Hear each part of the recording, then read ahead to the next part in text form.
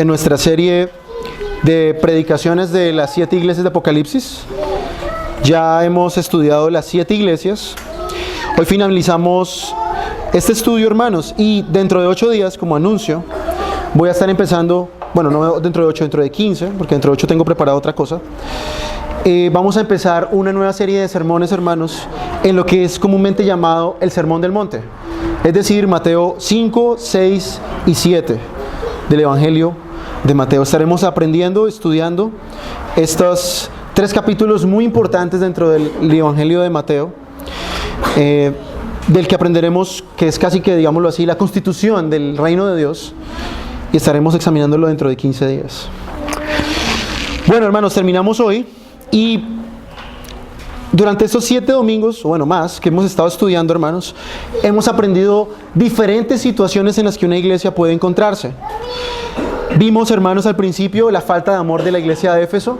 Vimos que la iglesia de Éfeso era una iglesia llena de muchas obras, con mucho ímpetu, con mucho vigor, pero vimos que la iglesia de Éfeso carecía de algo, hermanos, y era auténtico amor, auténtica pasión por Cristo.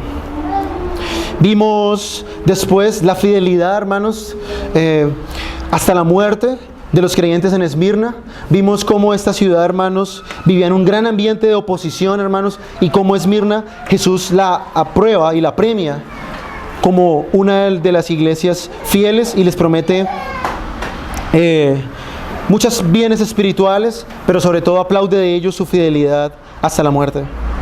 Vimos, hermanos, la tolerancia de la falsa doctrina en la iglesia de Pérgamo, cómo Pérgamo, hermanos, fue permeada por la cultura y terminaron ellos tolerando muchas de estas falsas enseñanzas de los nicolaitas, cómo ellos comenzaron a menospreciar en cierta manera la doctrina y comenzaron a permitir esta enseñanza a estos falsos maestros dentro de la iglesia. Vimos también, hermanos, la tolerancia del pecado de la iglesia de Tiatira, cómo estos hermanos sucumbieron delante de Jezabel, o bueno, lo que se llamó Jezabel, que no era la Jezabel literalmente de la mujer del Antiguo Testamento, pero es como Jesús llama a esta mujer, quizás decían algunos que era una mujer que enseñaba dentro de la iglesia en Tiatira, y cómo ellos sucumbieron al pecado y fueron tolerantes y pasivos al pecado. Vimos también una iglesia muerta, como la iglesia de Sardis, una iglesia cuyas obras estaban incompletas, una iglesia que hacía las cosas de una forma mecánica, pero que realmente hace mucho tiempo tenía ya su espiritualidad apagada y casi muerta. Y vimos hace 15 días, hermanos, la fidelidad y el amor especial de Cristo por su iglesia en la iglesia de Filadelfia, una iglesia de la que Cristo no dijo nada malo, una iglesia en la que Cristo no hubo reprensión que hacer, y Jesús, como vimos en el sermón pasado, demostró que la iglesia es el verdadero Israel de Dios. No los judíos que vemos en Palestina, sino la iglesia de Cristo. Aquellos que siempre han amado a Cristo, han amado a Dios fielmente y correctamente en todas las épocas y en toda la historia. Y finalmente veremos en esta mañana, hermanos, una iglesia tibia. Veremos a la Odisea, hermanos, y veremos cómo la tibieza espiritual, hermanos, le produce náuseas a Cristo. Y obviamente, como hemos hecho en todos los sermones, hermanos, para nosotros poder entender, hermanos, el mensaje de Cristo a estas iglesias, debemos remontarnos al contexto histórico. Cómo estas iglesias, hermanos,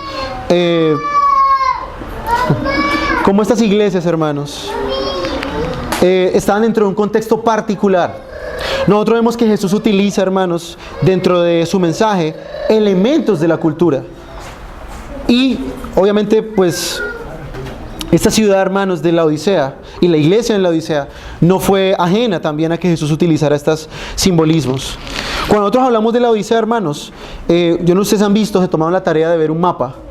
Las iglesias de las 7 iglesias de Apocalipsis estaban en el Asia Menor, donde es hoy Turquía, y estaban más o menos formando una U. Cada iglesia estaba separada, una de ellas, y formaban más o menos una U. La Odisea es la última ciudad de esta U. Y la Odisea se encontraba a 69 kilómetros de Filadelfia, la iglesia que vimos la vez pasada, y a 17 kilómetros de Colosas. ¿Ustedes recuerdan Colosas o saben qué es Colosas? Es la ciudad a la que Pablo, la iglesia que se encuentra allí, a la que Pablo le escribe su carta a los colosenses. Y más o menos hasta mediados del siglo III, antes de Cristo, a la Odisea se le llamaba Diosópolis, o la ciudad de los dioses, o la ciudad de Zeus.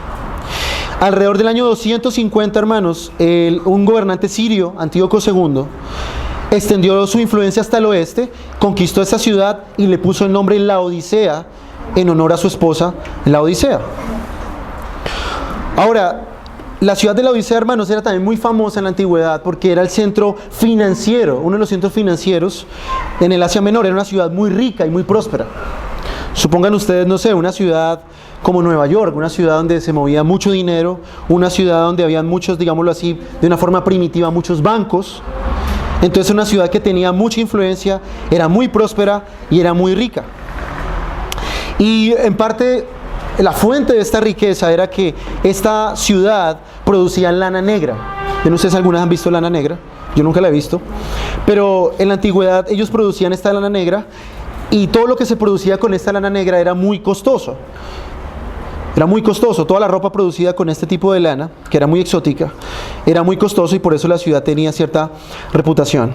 Y por otro lugar, hermano, la ciudad tenía una escuela de medicina muy famosa, por eso allí se adoraba al dios Asclepio, que es el dios de la medicina, que ya lo vimos en uno de los sermones. Y esta ciudad era muy famosa porque había desarrollado un ungüento, como una crema, algo que se untaba las personas para las enfermedades oculares. Ellos tenían un ungüento, colirio que se llama, y todo tipo de inflamación o enfermedad de los ojos se podía tratar allí en esta ciudad por este ungüento que ellos habían desarrollado. Entonces, por ende, hermanos, esta ciudad, por toda esta fama y riqueza que tenían, sus ciudadanos eran muy arrogantes y eran muy autosuficientes. Es tanto así, hermanos, que en el año 60 un terremoto arrasó con esta ciudad. Y el Imperio Romano, al ser uno, digamos, el imperio que lo había invadido, le ofreció a la ciudad de Laodicea dinero para reconstruirla. Y esta gente fue tan arrogante y tan autosuficiente que ellos rehusaron esta ayuda. Ellos tenían tanto dinero que dijeron, no, nosotros podemos reconstruir la ciudad sin ayuda del gobierno, sin ayuda del Estado. Incluso, dicen los historiadores, la ciudad de Laodicea ayudó a reconstruir ciudades vecinas. Entonces esta ciudad era muy rica, eran personas que tenían mucho dinero y tenían mucho modo económico. Con respecto a la iglesia, hermanos, no hay evidencia de persecución en la ciudad de parte de los judíos. De hecho, los judíos, había más o menos unos 7,000 viviendo en esta ciudad, habían ganado cierta influencia con el Imperio Romano por el dinero que ellos habían producido, y el Imperio Romano no les molestaba a ellos, no los perseguía a ellos. Entonces, obviamente no había persecución tampoco para la iglesia. Tampoco hay indicio de falsa doctrina en esta iglesia, al menos de lo que se habla aquí en la carta. No hay indicios de falsa doctrina, no hay falsos maestros dentro de la iglesia. Y al parecer, hermanos, muchos de los miembros de la iglesia en la Odisea eran personas con mucho dinero, eran personas que tenían negocios en la ciudad y tenían muchas riquezas. En otras palabras, hermanos, esta iglesia vivía sin preocupaciones, sin amenazas y sin peligros. Tenía la aceptación, digámoslo así, al menos social, entre las personas. Y un punto aquí muy importante, hermanos, también, un dato importante, es que el suministro de agua para la iglesia, para la ciudad de la Odisea, venía desde una ciudad que era Hierápolis, y estaba más o menos a unos 10 kilómetros. Y el agua que venía de Hierápolis venía mediante un acueducto. En Hierápolis había unas aguas termales que eran ricas en carbonato de calcio, un compuesto químico, y resulta que esta agua, al venir por este acueducto, el agua salía muy caliente de Hierápolis, y al llegar a la ciudad de la Odisea venía tibia, el agua llegaba tibia, y esta agua, al tener carbonato de calcio y a estar tibia, hermanos, no servía para beberla. De hecho, si ustedes toman agua tibia con sal, puede producir vómito en una persona. Y este dato es importante porque es lo que Cristo dice ahí en la carta, que no es ni frío ni caliente. Bueno, Jesús utiliza esta figura de algo que ellos conocían ahí, que era el agua tibia que llegaba a Hierápolis, para ilustrar el estado espiritual de ellos. Ahora, esta agua llegaba tibia y no tenía ningún valor para la gente de la Odisea. La gente de Hierápolis disfrutaba del valor medicinal del agua porque el agua salía caliente y servía de termales. Y en Colosas el agua también llegaba de esa misma fuente, pero el agua llegaba bien fría y helada a Colosas, lo que hacía que el agua fuera muy útil para beber, para refrescarse. Pero en la Odisea el agua llegaba tibia y no servía para nada. Entonces, este es el contexto histórico, hermanos, de esta ciudad para poder entender esta carta. Y vamos a entrar ahora, hermanos, en el contenido de la carta. Nosotros sabemos que el autor de esta carta, aunque es Juan, es Cristo mismo enviándole una carta a la iglesia. Dice el versículo 14, y escribe al ángel de la iglesia en la Odisea. Para los que vienen por primera vez y de pronto no conocen un poco el contexto, habíamos dicho ahí en Apocalipsis capítulo 1 se nos dice, y es claro al final en los últimos versículos del capítulo 1, que los ángeles a los que Jesús se refiere aquí son los pastores de las iglesias, son los hermanos que son encargados de enseñar a la iglesia. Entonces la carta, hermanos, tenía que ser leída a la iglesia. Y miren lo que Jesús le dice al pastor en la iglesia en la Odisea. He aquí el amén, el testigo fiel y verdadero, el principio de la creación de Dios, dice esto. Como ustedes han visto en cada una de las 7 cartas, cada una de las 7 cartas tiene una descripción de Cristo. Ya vimos a Cristo como aquel que tiene ojos de fuego, que tiene pies de bronce. Vimos a Cristo como aquel que conoce y escudriña los corazones. Y en esta ocasión, hermanos, Cristo dice de sí mismo que Él es el amén, el testigo fiel y verdadero. Bueno, ¿a qué es lo que se refiere Cristo acá? Bueno, como Cristo va a reprender a esta iglesia, como ustedes ven en la carta, no hay ningún elogio para ellas. Esa reprensión que viene de parte de Cristo, hermanos, será una radiografía espiritual de su alma. Jesús va a decirles la verdad a ellos con respecto a su estado espiritual. Jesús es el amén. Esta palabra amén, hermano, es muy conocida por nosotros. Todos sabemos qué significa, así sea. Y Jesús, al ser el amén, es aquel que todo lo que Él dice es cierto.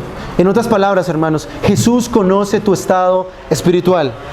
Jesús sabe lo que está pasando por tu alma. Jesús conoce tu devoción, tu pasión. No hay nada que pueda ser oculto a los ojos de Cristo. Cristo siempre nos dirá la verdad con respecto a nuestra condición espiritual. Y yo te ruego en esta mañana, mi hermano y mi hermana que estás aquí, y persona que vienes por primera vez, examina el estado de tu alma en esta mañana mientras vemos esta carta. Porque yo les digo una cosa, hermanos, en la iglesia de hoy hay mucha gente, hay muchos laodiceos, hermanos, en la iglesia moderna. Hay muchas personas que se encuentran en la misma situación espiritual que la iglesia de Laodicea, hermanos.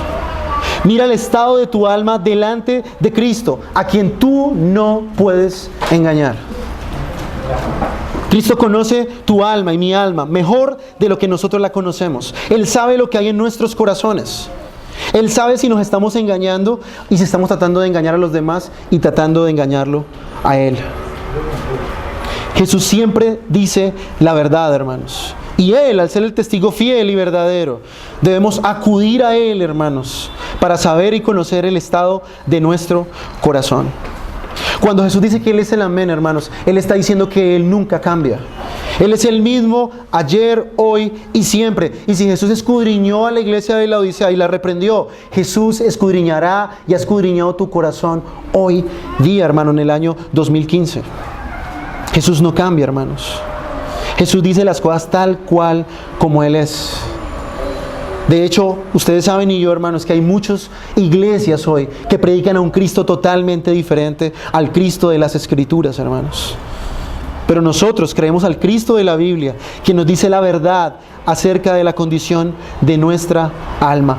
Todo lo que Cristo diga de tu alma, mi hermano, recíbelo como verdadero. Recíbelo como una verdad, recíbelo como algo cierto. Ahora, Jesús después dice, el principio de la creación de Dios. Esta descripción de Cristo es la única que no se encuentra en el capítulo 1 de Apocalipsis. Cuando ustedes ven el capítulo 1, se encuentran allí todas las descripciones que Él va a utilizar luego en el capítulo 2. Pero esta es la única. Y dice Él ahí que Él es el principio de la creación. En griego, la palabra principio no es lo que dicen los testigos de Jehová, que Jesús es un ser creado por Dios, sino la palabra que se usa aquí es la palabra arqué, que significa el originador, el iniciador, la cabeza, el gobernador de toda la creación. En otras palabras, ¿quién es el que examina la iglesia, hermanos? Sino aquel que ha creado todas las cosas para su gloria. Aquel que ha creado la misma iglesia, que la compró con su sangre, conoce el mismo estado de la iglesia. Él no es cualquier persona. Él es el Dios trino, amante, el sustentador de la creación, la cabeza de la creación y la cabeza de la iglesia, el que gobierna la iglesia con su palabra, el que sostiene a la iglesia por medio de su poder, hermanos. Cuando Cristo te examina, no es cualquier ser el que te está examinando, hermanos. Él tiene toda la autoridad, hermanos, para hablar a la iglesia. Y Él hoy habla a la iglesia. No a través de profecías, no a través de visiones, sino a través de la palabra que es completa e inerrante y suficiente para el cristiano, mi hermano. ¿Cuál es tu labor en esta mañana, mi hermano? Escuchar lo que el Espíritu dice a la iglesia. El testigo fiel, el amén, el verdadero, hermanos, la cabeza de la creación, hermanos, está hablando en esta mañana a esta iglesia hoy, 2000 años después de la revelación de Juan. Mi hermano, yo te recomiendo en esta mañana, escucha atentamente lo que Él tiene para decirte. Y miremos ahora el contenido de la carta. Versículo 15. Yo conozco tus obras, que ni eres frío ni caliente. Ojalá fueses frío o caliente. Al contrario de la iglesia de Filadelfia que vimos hace 15 días, que no tuvo ninguna reprensión, la Odisea no recibe ni una sola palabra de alabanza. Esta iglesia está tan mal en su vida espiritual, hermanos, que no hay lugar para decirle algo bueno de esta iglesia, hermanos. Ahora, cuando ustedes ven aquí el contenido de la carta, la reprensión de Cristo se centra solamente en un hecho, en un solo aspecto. La iglesia se encuentra en un estado de tibieza espiritual. Y Jesús lo expresa de esta manera: yo conozco tus obras. Hermano, como dije anteriormente, Cristo conoce nuestras obras. Cristo conoce nuestras motivaciones. Cristo sabe por qué tú vienes a la iglesia. Cristo sabe por qué tú haces lo que haces. Cristo sabe con qué corazón tú haces lo que tú haces. Cristo sabe por qué tú dices que eres cristiano. Cristo conoce todas las cosas. No hay nada que pueda ser oculto delante de sus ojos. Y Cristo acá, al conocer las obras de estas personas en la Odisea, Él los está equiparando aquí al agua que llegaba a su ciudad desde Hierápolis. A esta agua, hermanos, que no servía ni para beber ni como sanidad. Era un agua que lo único que producía era vómito. Jesús está diciendo que el estado, el termómetro espiritual de esta iglesia, hermanos, era la tibieza. Ahora, cuando hablamos de tibieza, hermanos, un cristiano tibio, hermano, es inútil a la causa de Cristo. Porque Cristo, hermanos, aborrece la tibieza espiritual. Bueno, hermanos, porque los cristianos tibios, sus obras son incompletas. Ellos exteriormente se ven muy bonitos, pero en el interior, hermanos, hay una gran peste de mediocridad, indiferencia y de pereza espiritual, hermanos. Y lamentablemente muchas personas hoy se encuentran en este estado, hermanos. La tibieza espiritual, hermanos, es el peor de los males que una persona pueda tener. ¿Qué pasa con el cristiano tibio, hermanos? Con el cristiano profesante. Él cree en las verdades bíblicas. Él dice, sí, yo creo en la verdad de las Escrituras, hermanos. Pero él no las toma de una manera seria. Lo suficientemente serio. El tibio se contenta con no ser muy mundano. Él dice, yo no voy a la discoteca, yo no mato, yo no robo, yo no hago nada mal a nadie. Él es simpatizante de las verdades bíblicas. Él viene a la iglesia, él se junta con los hermanos, pero él no es lo suficientemente cristiano para tomar en serio lo que Dios dice en las Escrituras. El cristiano tibio, hermanos, quiere probar lo mejor del mundo sin pecar. Entonces, yo no sé si han escuchado a esas personas que dicen, ¿hasta qué punto no es pecado? Dicen ellos. ¿Hasta qué punto yo puedo ir a la discoteca sin pecar? ¿Hasta qué punto yo puedo hacer ciertas cosas sin pecar? Ellos quieren disfrutar lo mejor del mundo sin pecar. Él le interesa mucho la amistad del mundo. Él comparte muchos de los gustos mundanos de sus amigos. Él no los incomoda a ellos con el evangelio. Él es un cristiano social, él es un cristiano cool. Él quiere entretener al mundo y ser amigo del mundo y que el mundo no piense mal de él. Él no quiere que la gente piense que es un fanático religioso. Él quiere tener la aprobación del mundo. Él simpatiza con los ideales cristianos, hermanos, porque a él le parecen muy loables. Él dice, sí, es muy bonito tener una familia bíblica. Leer la Escritura, claro que hay que leer la Escritura. Pero al mismo tiempo él quiere disfrutar del mundo. El cristiano tibio, mi hermano, no tiene pasión por las cosas de Dios. Él hace lo mínimo como para que la gente no lo tilde a él de mundano. Él quiere hacer lo mínimo. Él hace lo que llama la gente la ley del menor esfuerzo. Él medio ora, medio se compromete en la iglesia, él medio da a la iglesia, él medio comparte con los hermanos. Su comunión con el Señor, hermanos, es pobre, por no decir que nula. Y todo lo que él hace, sus obras, son iguales, hermanos. No son frías ni son calientes. Y cuando nosotros hablamos aquí, la mayoría de la gente tiende a pensar que frío es inconverso y caliente es creyente. Bueno, en este contexto no significa eso. A lo que Jesús está diciendo, y como lo dije anteriormente, es que el agua fría servía para calmar la sed y el agua caliente servía para sanar. Jesús está diciendo, sus obras no sirven para nada. No sirven para nada. Me produce vómito. Me dan asco esas obras. El cristiano tibio, hermano, hace sus deberes cristianos de una manera mediocre. Él sirve a Dios de una forma mediocre. Él no medita en las escrituras. Él hace todo mecánicamente. A él le importa poco la iglesia, los hermanos. Él es apático, él es indiferente, hermanos. Él no hace mucho para agradar al Señor. Él se contenta solamente con ser contado dentro de la gente de la iglesia. En eso él se contenta. Sus obras, su cristianismo, hermano, es mediocre.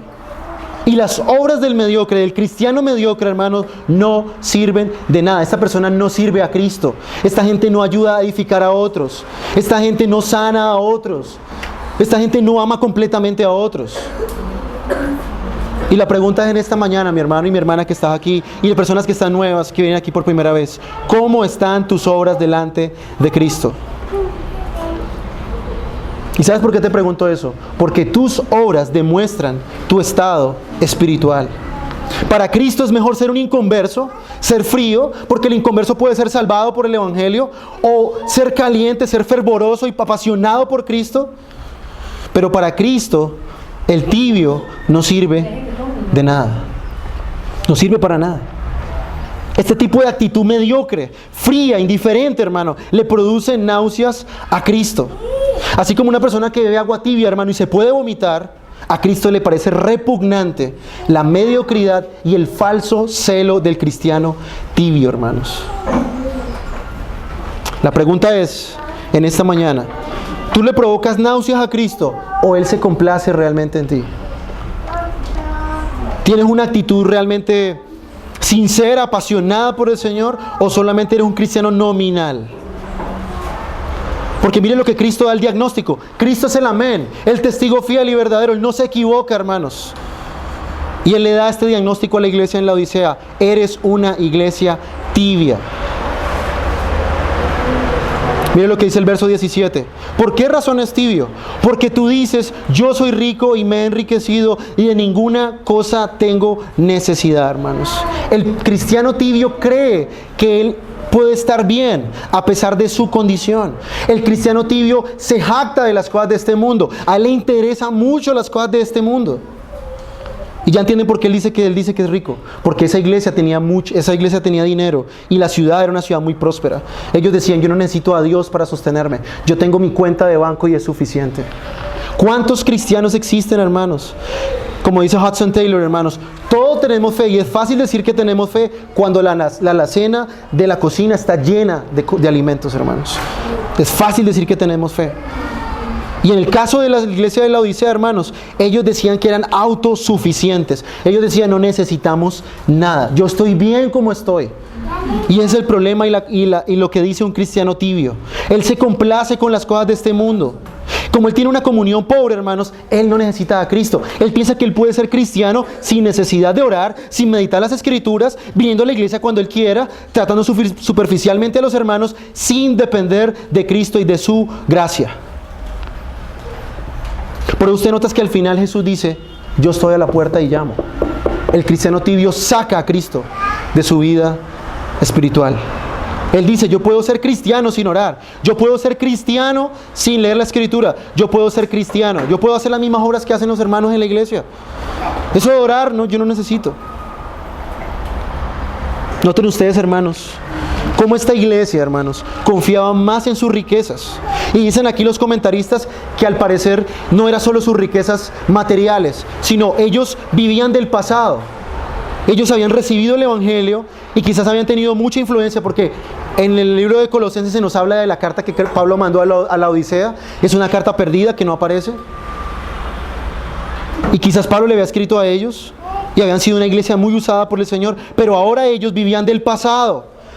Ellos decían, nosotros predicamos el Evangelio. ¿Cuántas iglesias nosotros habíamos plantado?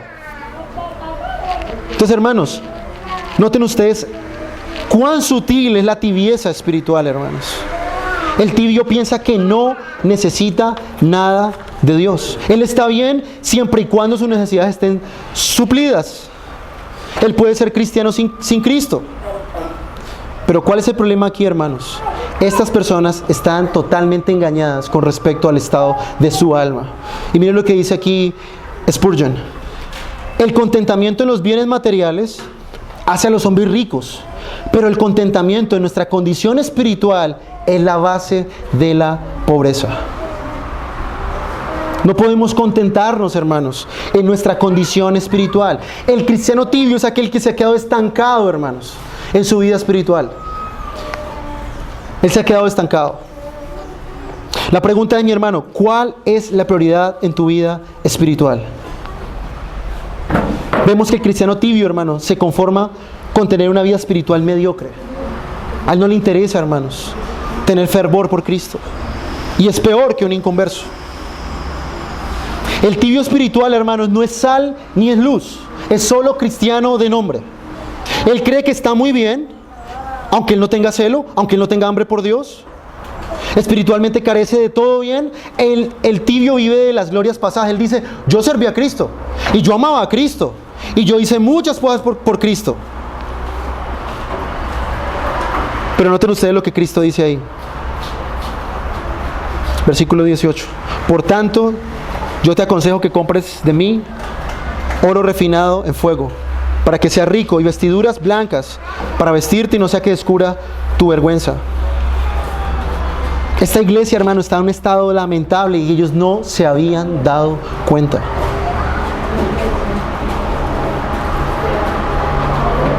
El tibio espiritual, hermanos, tiene las siguientes características. Dice Jesús ahí, versículo 17. Y no sabes que tú eres desventurado, miserable, pobre, ciego y desnudo. Esta gente estaba ciega, hermanos. No podía ver el propio estado de su alma. El tibio espiritual está ciego. Él piensa que él está bien así como él está. Él piensa que orando un poquitico, leyendo un poquitico de la Biblia, probando un poquito de mundo, un poquito de la iglesia, él está súper bien. Tiene la aprobación de Dios. Pero ellos están ciegos. Están en un estado miserable. La palabra miserable aquí significa digno de conmiseración.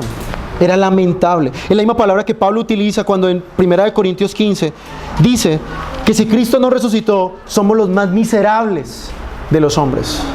Esa misma palabra que utiliza Juan aquí. Somos dignos de lástima. Cristo dice del tibio espiritual, tú eres digno de lástima. Dices ser rico, pero eres pobre. Dices ver, pero estás ciego. Dices estar vestido con la justicia de Cristo, pero estás desnudo. ¿Por qué causa, hermanos? Por la dureza de su corazón. Por la dureza de su corazón. No ven el peligro que hay en sus almas. Ellos no ven las consecuencias, hermanos, de andar en tinieblas. Están ciegos, hermanos. Están desnudos delante de Cristo, hermanos. Así es la situación de un cristiano tibio delante de Cristo. Está engañando a su propia alma.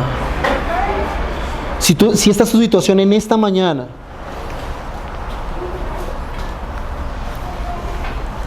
si esta es tu situación en esta mañana, déjame decirte que Cristo aún tiene misericordia de estos hombres y estas mujeres. Si este es tu estado, tú tienes un cristianismo vacío, superficial y fácil, no te cuesta nada seguir a Cristo, no vale nada profesar ser cristiano, y quizás estás viviendo un cristianismo tibio, superficial, nominal, Cristo aún tiene misericordia de ti en esta mañana como tuvo con la Odisea, verso 18. Por tanto, yo te aconsejo. Ahí está la exhortación de Cristo. Noten ustedes que Cristo no le manda a la iglesia, sino que le da un consejo. Como aquel que ama, como un papá a su hijo. Oye, yo te voy a dar un consejo. Oye, yo quiero ayudarte. Yo te amo a ti y quiero que salgas de ese estado. ¿Y por qué digo esto, hermano? Miren lo que dice el verso 19. Yo reprendo y castigo a todos los que amo. A pesar del estado espiritual, indiferente, frío de esta iglesia, Cristo aún los amaba. Y yo sé que los que están aquí pueden decir, uy, qué reprensión tan fuerte. Mi hermano, el amor bíblico se demuestra así, mostrando la verdad de nuestra alma. Cuando Cristo nos muestra la verdad de nuestra alma, no es porque Él nos odia, es porque Él nos ama. Y miren lo que dice Cristo en medio de esta situación tan grave, tan peligrosa del cristiano tibio. Él le aconseja varias cosas como remedio a su alma. Primero, yo te aconsejo que de mí compres oro refinado en fuego. ¿A qué se refiere aquí, hermano, con oro refinado? Bueno, la iglesia tenía sus ojos puestos en ellos mismos y no en el Señor. Quiere decir que ellos no tenían una fe muy fuerte, ellos no confiaban en Cristo, ellos confiaban en su propia fuerza, en su propio talento, en sus propias riquezas, ellos confiaban en el banco que está lleno de dinero y tenían una fe de apariencia. En la Escritura el oro se asocia con la fe. Es más, Pedro dice que la fe es más preciosa que el oro mismo. La fe que es probada por el fuego, hermanos, por medio de las aflicciones. Estos cristianos no tenían aflicciones. Estos cristianos vivían una vida fácil, sencilla. Nadie nos dice nada y yo tampoco digo nada. Nadie me ataca, yo tampoco predico el evangelio. Hermano, cuando no hay aflicciones en la vida de un cristiano, hermanos, hace que el valor de la fe no sea verdaderamente apreciado, hermanos. ¿Sabe por qué para muchos la fe cristiana no vale nada, hermanos? ¿Sabe por qué para el cristiano tibio la fe cristiana no vale nada? ¿Sabe por qué ser cristiano nominal es tan fácil hoy, hermanos? Porque el cristiano no sufre aflicciones. Hoy el evangelio es, ven y todo será fácil, ven y será rico, ven y habrá prosperidad, ven y no habrá más aflicciones y tribulaciones. Por eso muchos no aprecian realmente la fe cristiana, hermanos. Por eso son cristianos tibios, porque no cuesta nada ser cristiano. Por eso hoy ser cristiano es una moda, porque no cuesta nada ser cristiano. Pero Jesús sabe, hermanos, y como dice la Escritura, que son necesarias las pruebas para que la fe sea pura. Y lo que está diciendo Jesús aquí es que estos cristianos debían comprar, entre comillas, la fe verdadera y pura, que no finjan más, sino que crean realmente y confíen realmente en Cristo. Ahí está la verdadera riqueza, mi hermano, en la fe pura y sincera en Cristo. En segundo lugar dice, y vestiduras blancas para vestirte y que no se descubra la vergüenza de tu desnudez. En la Biblia la desnudez está asociada con desobediencia, hermanos. Ustedes recuerdan a nuestros padres Adán y Eva. Cuando ellos comieron y desobedecieron a Dios, lo primero que ellos se dieron cuenta era que estaban desnudos. Estos cristianos tibios, hermanos, estaban desnudos, eran desobedientes. No les daba vergüenza, no se habían dado cuenta. Jesús les está diciendo, vuelve al principio, toma la justicia de Cristo y cúbrete con ella. Toma en serio de nuevo la justificación. Necesitas ser justificado para poder presentarte delante de Dios. Y eso es lo segundo que necesita un cristiano tibio. Primero, tener una fe verdadera, una fe sincera en Cristo, una fe que es puesta a prueba, unas vestiduras blancas, la justificación. Y tercero, Jesús les dice, y unge tus ojos con colirio para que veas. Estos cristianos estaban ciegos. Y ustedes recuerdan, hermanos, lo que yo dije ahorita acerca de la ciudad, que era famosa por este ungüento para los ojos.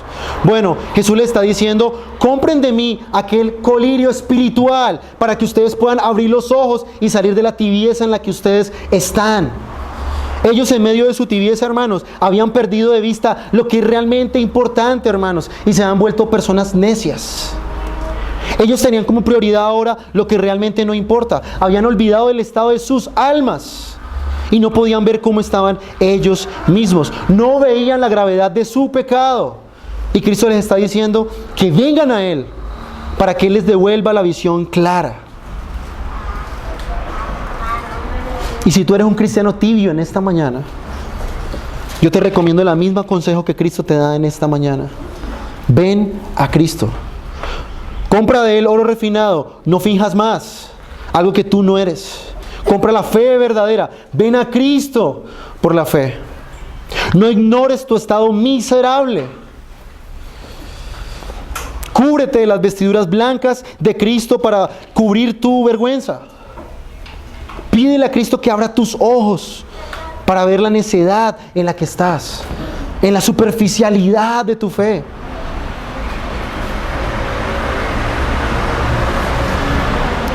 Cuarto, yo reprendo y castigo a todos los que amo. Sé pues celoso y arrepiéntete. Hay aún hay esperanza para ti, cristiano tibio, aún en medio de tu tibieza, aún en medio de tu miseria. Cristo te ama. Cristo no va a dejar que su iglesia siga haciendo lo que quiera. La iglesia de Cristo costó sangre de Él. Costó su misma preciosa sangre. Él no va a dejar que su iglesia haga lo que quiera. Cristo no permitirá que su iglesia sea tibia y sea inútil. Él usará la vara de la reprensión cuando sea necesario. Cristo utilizará el remedio amargo, que aunque no es agradable al paladar, hermano, hace mucho bien al alma, al cuerpo. ¿Quién de nosotros es feliz cuando nos tiene que aplicar una inyección, hermanos? Ninguno, pero es necesario para nosotros.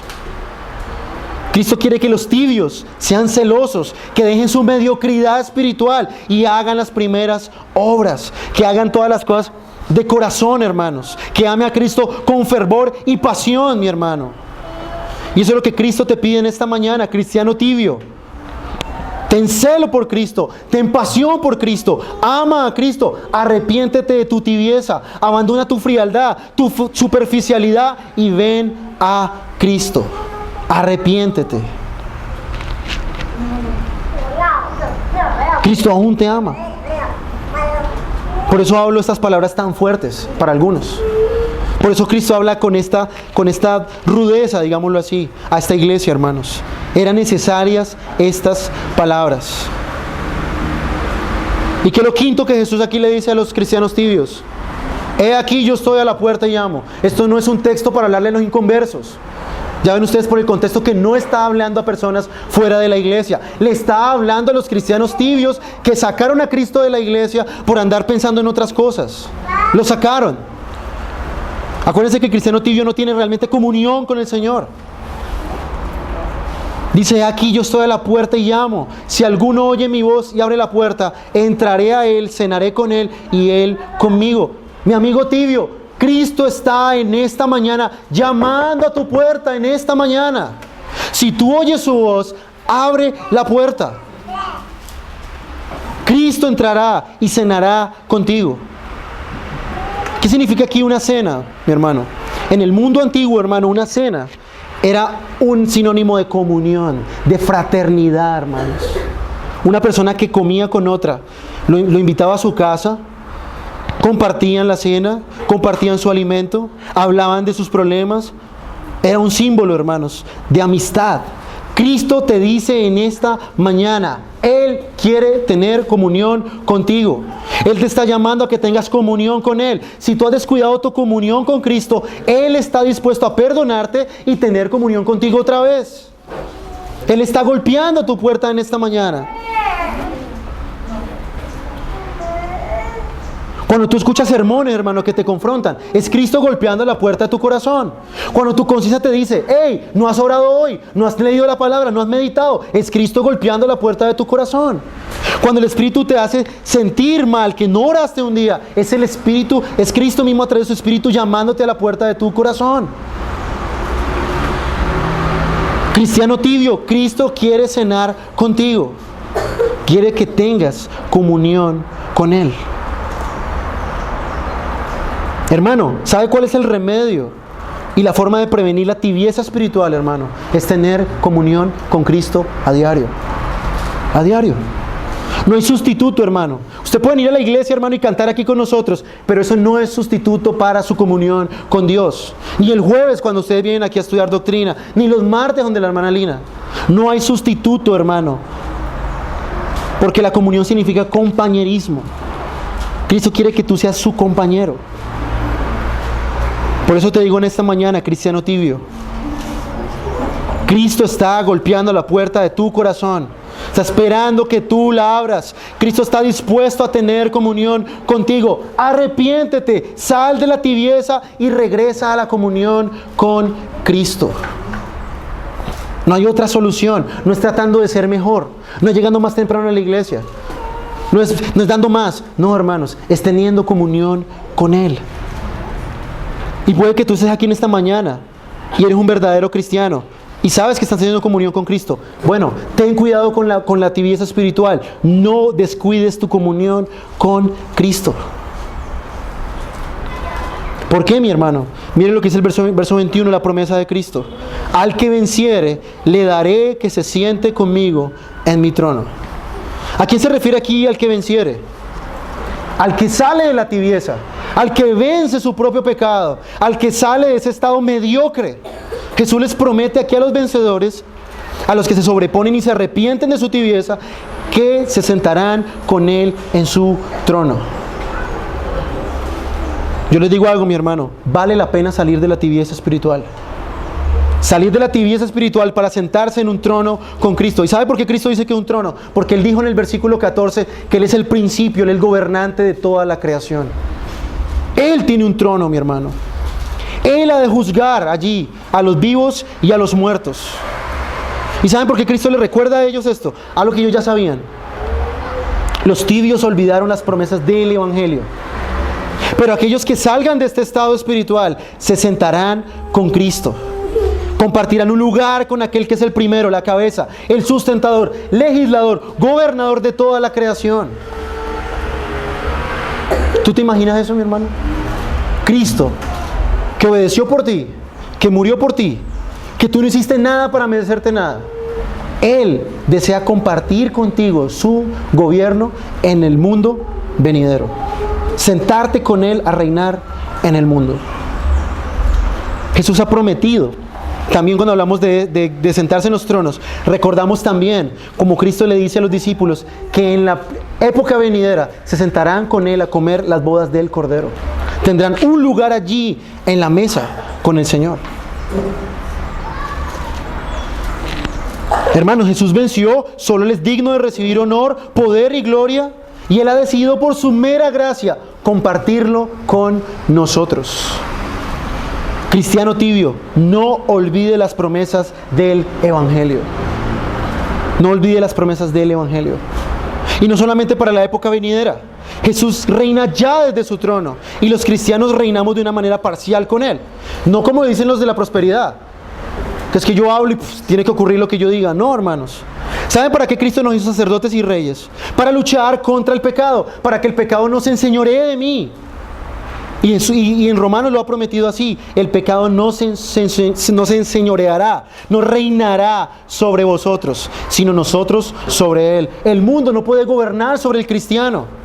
El cristiano debe, al contrario, luchar contra el mundo.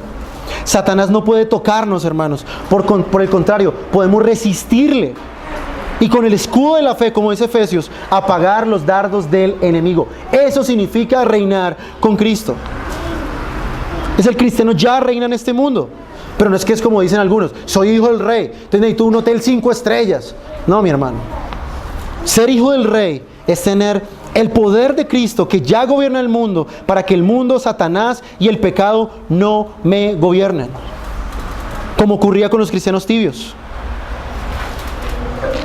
En otras palabras, mi hermano, usted está llamado a vencer al mundo, porque Cristo venció al mundo. Cristo lo dice en Juan: no temáis, yo he vencido al mundo. Hemos sido hechos reyes y sacerdotes desde este mismo momento. Versículo 22.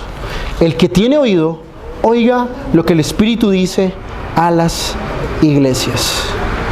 Mi hermano y mi hermana que estás aquí, el Espíritu ha hablado claramente en esta mañana. Presta oído a lo que Él dice.